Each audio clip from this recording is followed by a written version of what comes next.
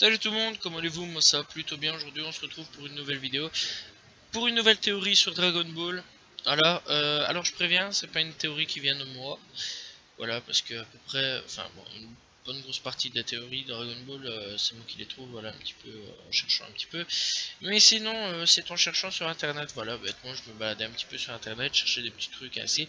Pour m'amuser, je tapais un petit truc, théorie Dragon Ball, pour voir un petit peu ce qu'il y avait sur le net, ça m'amusait un petit peu pour voir les théories. Et on a une par contre qui m'a un petit peu fait arrêter, boum, direct, quand je regardais les théories, je disais putain, elle m'intéresse celle-là, il faudrait que j'en parle un petit coup sur ma chaîne YouTube. Alors, qu'est-ce que c'est que cette théorie-là, un peu bizarre, bon, ça c'est un peu chelou, mais je dis pourquoi pas, parce que franchement, c'est vrai que c'est un petit peu possible. Alors la théorie, ce serait que la mère de Bulma, ben, c'est une androïde fabriquée par son père. Alors on remarque que depuis le début de Dragon Ball, elle ne vieillit jamais, voilà. Alors pendant que Dragon Ball, sa fille, on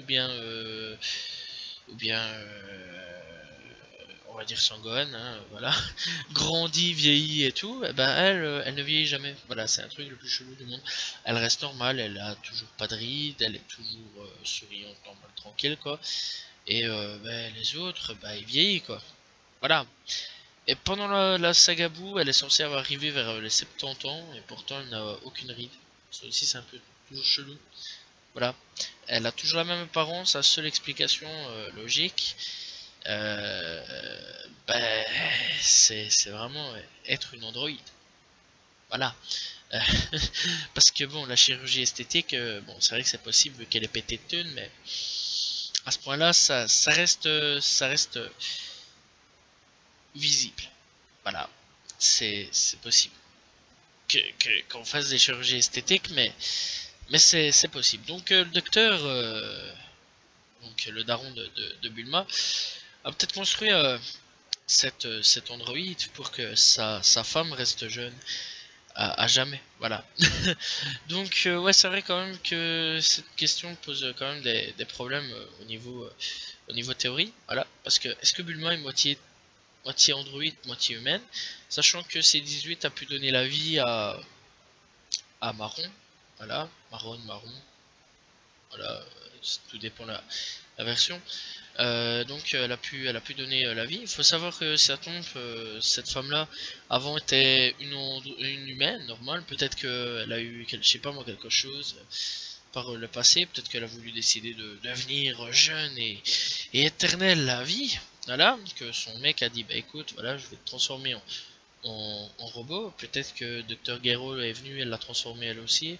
Voilà, peut-être qu'ils ont travaillé ensemble, collaboré. Surtout que si je me souviens bien, ils se sont rencontrés il y a très longtemps d'ici. Surtout que, ouais, le Dr. Gero fait des évocations du père à Bulma. Donc, ouais, il y a peut-être possibilité que cet homme-là lui ait donné les renseignements de comment transformer quelqu'un en androïde. C'est fort possible et c'est fort bizarre, mais bon, c'est assez glauque quand même. Mais c'est fort possible. Après, dans le cas contraire, ce serait peut-être un robot aussi. Voilà, un robot. Voilà. Sa femme, donc ça c'est encore un autre truc aussi que j'ai entendu, c'était assez chelou aussi. Sa femme serait morte et le type pour pas trop pleurer dans le chagrin et tout, a construit un robot ou alors un cyborg et a construit sa femme. Voilà, son image de sa femme qui est décédée.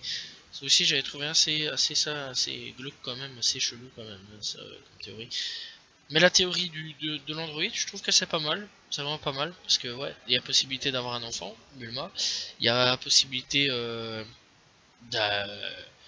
vivre, de faire sa vie, de faire des choses, quoi. Normal, comme un humain. Quand on regarde C18. Bon, par contre, elle a pas des techniques de combat de ouf, mais bon, voilà, elle est tout à fait normale.